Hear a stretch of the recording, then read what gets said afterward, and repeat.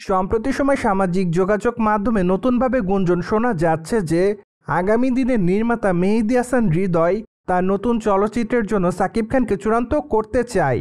যদিও সেই চলচ্চিত্রটিতে সাকিব খানের বিপরীতে মধুমিতা সরকারকে নিতে চান তিনি। তাই তো আপাতত অনেকেই মনে করছে যে আগামী দিনে সাকিব খানের সঙ্গে জুটি বাঁধতে দেখা যাবে মধুমিতা সরকারকে। যদিও বলাই বাহুল্য যে বিষয়টি এখনও চূড়ান্ত করা হয়নি, কেননা নির্মাতা এই বিষয়টি নিয়ে এখনও তেমন কোনো মতামত দেয়নি। সেই সাথে সাকিব খান এখনও জানায়নি আগামী দিনে তিনি কোন নির্মাতার সঙ্গে কাজ করবেন, পাশাপাশি অবশ্য কোন নায়িকার সঙ্গে কাজ করবেন তিনি তা অবশ্য এখনও চূড়ান্ত করা হয়নি। কিন্তু বর্তমানে হঠাৎ করে সামাজিক যোগাযোগ মাধ্যমে এমন গুঞ্জনই শোনা যাচ্ছে যে নির্মাতা মেহেদী হাসান হৃদয়ের চলচ্চিত্রে কাজ করতে দেখা যাবে ঢাকায় চলচ্চিত্রের তারকা সাকিব খান এবং কলকাতা বাংলার তারকা মধুমিতা সরকারকে। তাই তো বলাই বাহুল্য যে গুঞ্জনটি প্রকাশ্যে আসার পর থেকে তাদের দুজনের ভক্তমহলে বেশ ভালোই সাড়া পাওয়া যাচ্ছে। পাশাপাশি অনেকেই দাবি করছে যে তাদেরকে একসঙ্গে চলচ্চিত্রের পর্দায় দেখতে চাই। যাই হোক, এখন শুধুমাত্র অপেক্ষার পালা, কেননা দেখা যাক আসলে এই গুঞ্জনটি সত্য হয় কিনা। অন্যদিকে আপনারা সকলে জানেন যে মধুমিতা সরকার টলিগঞ্জের দর্শকপ্রিয় তারকাদের মধ্যে অন্যতম। তাছাড়া এই সুন্দরী তারকা তার কেরিয়ারেরই মধ্যে একাধিক চলচ্চিত্রে কাজ করেছেন। তিনি তার অভিনয় গুণে তার দর্শকদের মধ্যে আলোচনায় থাকেন বারংবার।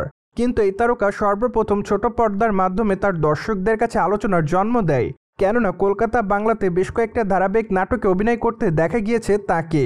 তাই তো বলাই বাহুল্য যে তিনি নাটকের পর্দাতে অভিনয় করার মাধ্যমে তার দর্শকদের কাছ থেকে ব্যাপক পরিমাণ ভালোবাসা অর্জন করেন।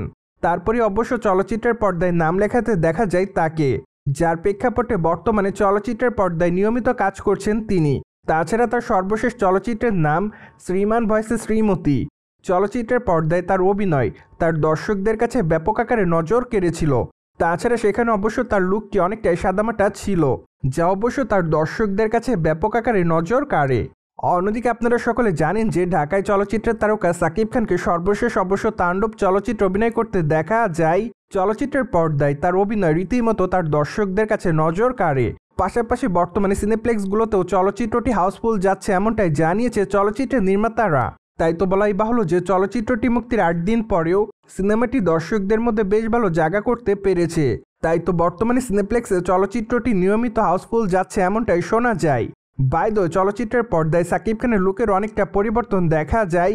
তাছাড়া সেখানে অবশ্য তার লুক এবং তার অ্যাকশন দৃশ্যগুলো তার দর্শকদের কাছে ব্যাপক আকারে নজর কাড়ে।